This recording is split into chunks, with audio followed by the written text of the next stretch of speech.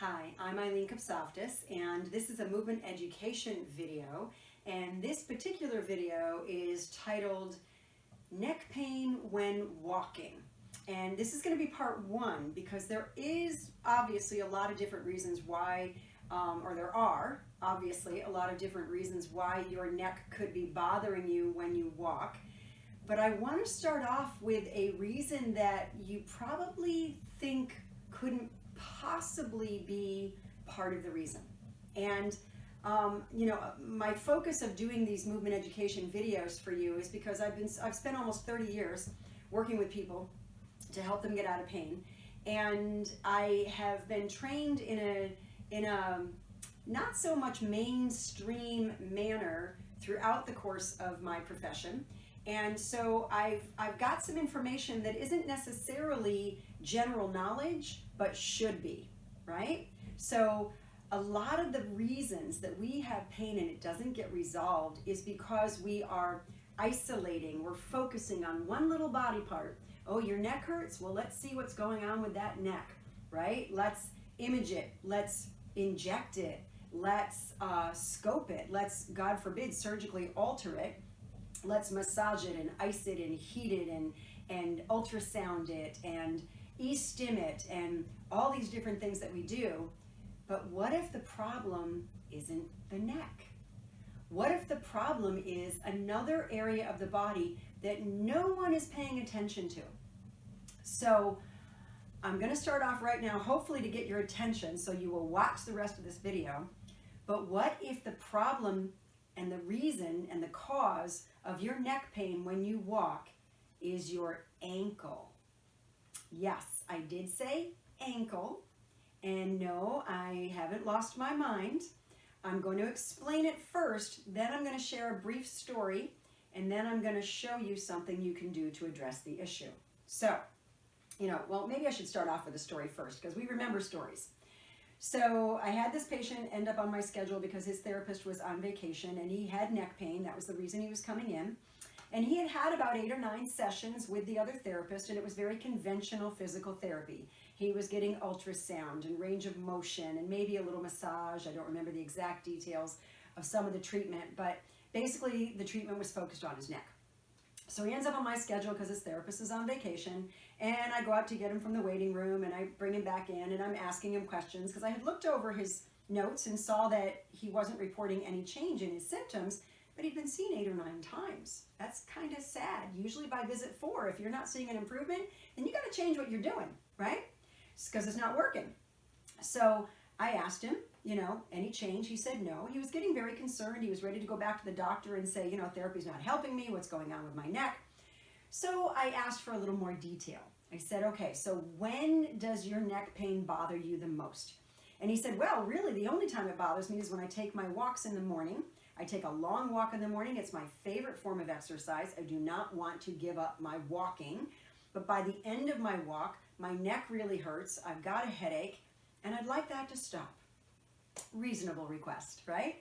So I said, okay, well, the treatment that you've been getting obviously hasn't really been helping you, so are you open to trying something else? Of course he was. He wanted to get better. So I explained to him how the lower back can very much impact the neck, and that'll be part 2. But for part 1, we're going to stick with the ankle. And this is why I want to teach you this, because of that specific example, and I've seen it over the years more often than once, okay? So he's not like a case study, it's an isolated thing. So I said to him, I looked at his low back, I found a little something, I did a little bit of a manual technique, and it improved, but I didn't think that was it. So I asked him, how many times have you sprained your ankles?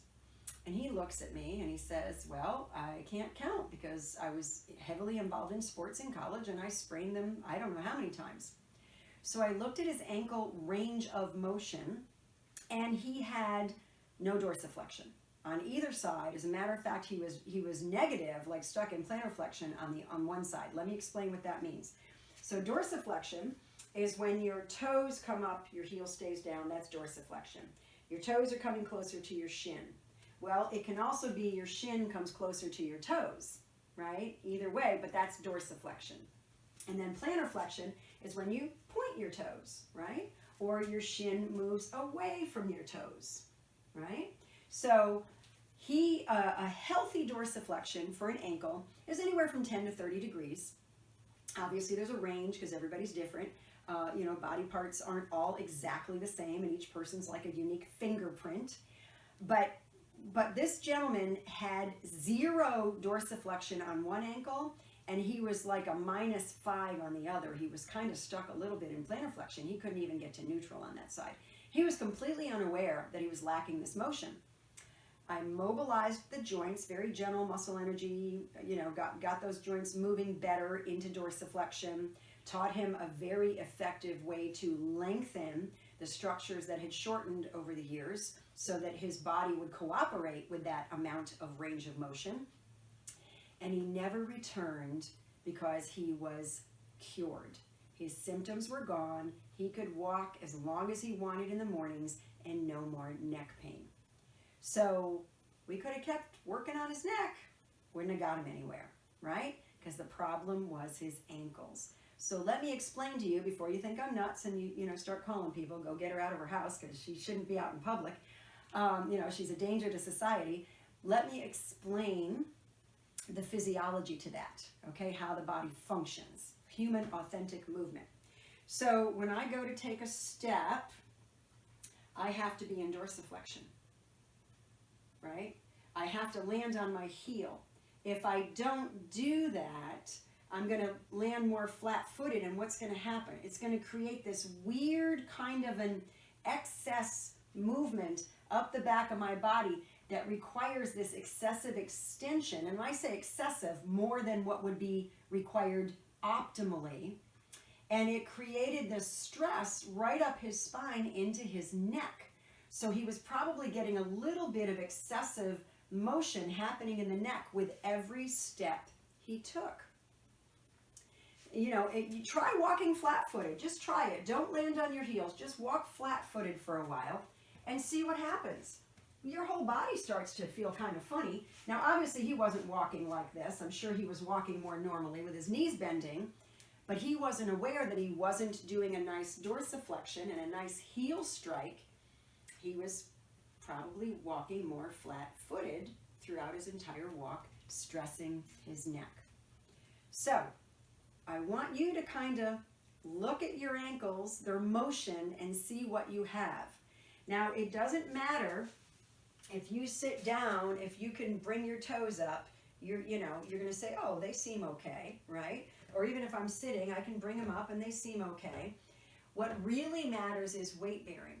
What's happening with weight bearing? Because when you walk, you're not floating across the ground, you're actually stepping on the ground. So what's happening when you're taking steps?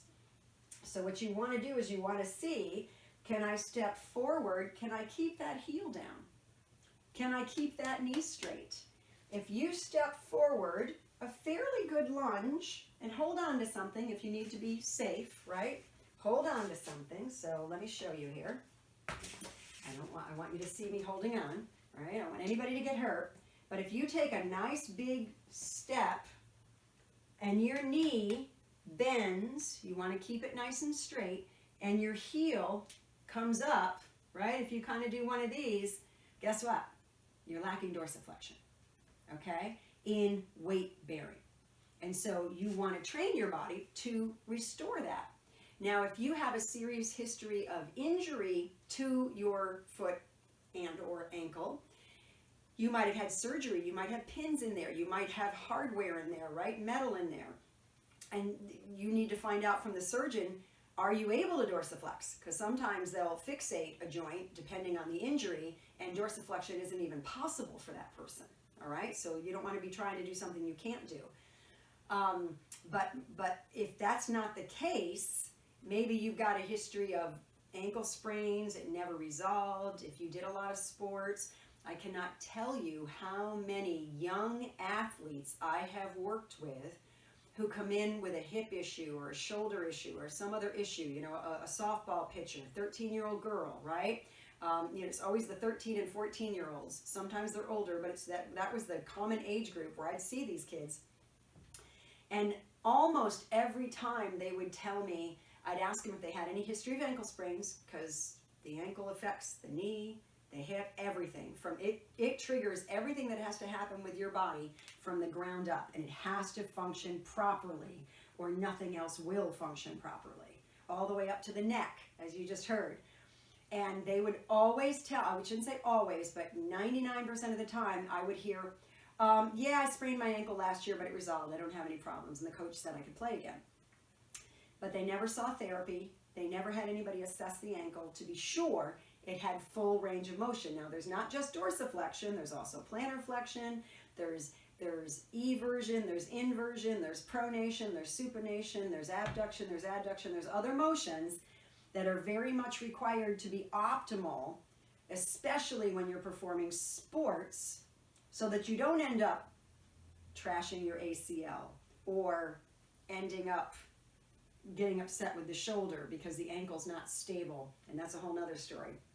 So let me show you what you can do to improve dorsiflexion. If you don't have any medical reason, you shouldn't do this, okay? So the goal is you want to do it in all three planes of motion because it needs to dorsiflex in all three planes. One plane of motion is stepping forward and back, that's sagittal, but we also want it to work in frontal plane, which is side to side, and we want it to work in transverse plane, which is rotating, because that's going to get the heel bone to do what it's supposed to do when you're dorsiflexing, and that triggers everything, okay? So I think I explained all of that in the knee pain when I walk video, but very quickly, the heel bone has to do a certain motion which makes everything else from the ground up do a certain motion so that every body part is happy when you're performing that physical motion or movement, okay?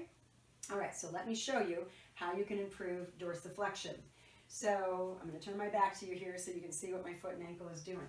So I'm going to have that foot and ankle be back. I want to make sure the heel is down and it's not coming up. I also want to make sure my toes are pointed forward. If you're lacking dorsiflexion, you're going to find out your foot's turned out.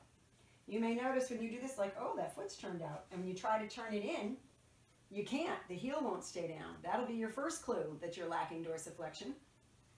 You want to get your arms nice and high. And what you're going to do is you're going to rock your hips forward, keeping the heel down, keeping the knee straight. So I'll show you what that looks like here. If I've got my arms up against the wall, right? I got my toes forward, my knee is straight, my heel is down. Now, if you can't keep it back that far, bring the foot closer so that you can keep the heel down, all right? But the goal is that heel has to stay down and you're just gonna rock your hips forward. That's gonna help to improve dorsiflexion, and you want to load and unload, load and unload. You don't want to hang out there and count. That's not how we move in life. We don't hang out somewhere and count. We're moving when we're performing tasks. When we walk, we don't take a step and then wait 30 seconds, okay? So you really want to load and unload. You want that dynamic motion happening in that joint. So then we're going to work the other two motions. So I'm going to come forward to load the joint in dorsiflexion, and then my hips are going to go side to side, kind of like I'm tapping parallel bars. So I'll show you what that side to side motion is. You've still got your arms up, right? But now I'm loaded forward, and I'm going to tap the parallel bars. All right? You want to get that beautiful movement in that foot and ankle. You're going to feel that load right across both sides of the calf, the gastroc muscle, right? You got two big heads in the gastrocnemius. It's your calf muscle, your outer calf muscle. You have an inner, which is the soleus. All together, they're called the triceps suri because there's three heads. But what we want to do is we want to really load the outer calf because that crosses the knee. So keep that knee straight and really work that side to side. Now, if one of those motions doesn't feel good, don't do the motion that doesn't feel good. So say I feel discomfort going this way and it's kind of like annoying me, then don't do that. Just do this motion. And what you'll find is after the course of a few days, maybe even just 1 or 2 days, or even just one session sometimes, you'll go, oh, I can do both now. And it's not bothering me anymore, right? And you don't have to have your hands there. I'm just trying to demonstrate that you're doing that nice side to side. You can come back and you take a little stress off it, and then we're going to do the rotation. So I'm going to come forward, and now now I'm going to rotate. And you can kind of pretend you got a flashlight in your belly button and you're sort of flashing the light across the room, the wall in front of you to make sure you're getting that beautiful rotation. And this is going to really work that foot, ankle, calf complex in a really nice way so that everything is happening the way it was designed to happen. So, check out your ankles. If you have neck pain when you walk, see what's going on. All right, and you can do anywhere from 10, 15 repetitions in each one of the motions. Obviously, you want to do both ankles, even if only one is tight. Do them both. Try doing that before you take a walk and see if your walk isn't more pleasant. Even if you don't have neck pain when you're walking and you just watch this because you were curious, but if you've got knee pain, hip pain, back pain, shoulder pain when you're walking, get those feet and ankles to work right. You'll be shocked at how much that influences your body. And part 2 is going to talk about another part of the body that is not the neck that can lead to neck pain when you walk. So make sure you watch part 2 when that's available. I'll see you next time.